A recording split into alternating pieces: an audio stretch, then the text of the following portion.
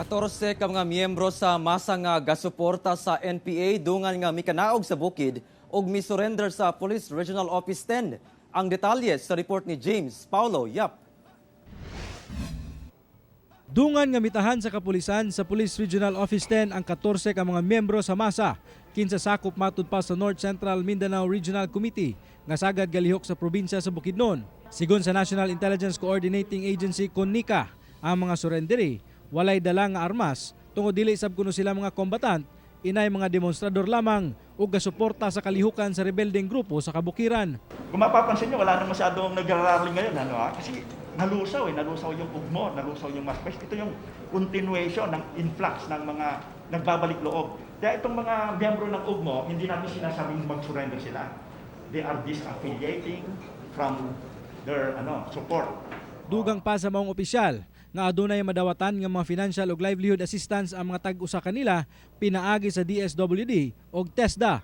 Subay na sab sa Executive Number 70 o ang National Task Force to End Local Communist Armed Conflict. Ipailawom sab kuno sila sa mga custodial debriefing samtang ginaandam sab kuno ang ilang mga papeles aron masulod sila sa programa sa gobyerno nga Enhanced Comprehensive Local Integration Program kon ICLIP. Gipangtunulan sab sila og food packs sa DSWD isip panguna nga tabang alang kanila. Dako kaya kong pasalamat kay sa ako ang mga kaigsuunan, sa ako ang mga kanang kababayan nga bisan pa man sa hiwi nga ilang nakita sa kanaang gobyerno, pero karon ibalik na sila sa sabakan sa gobyerno, hinaot panta nga matagaan sila ug insakto nga panginabuhian.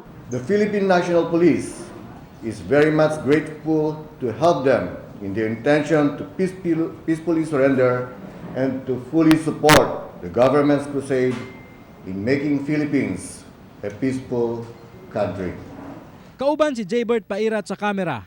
Ako si James Paulo Yap para sa One Mindanao.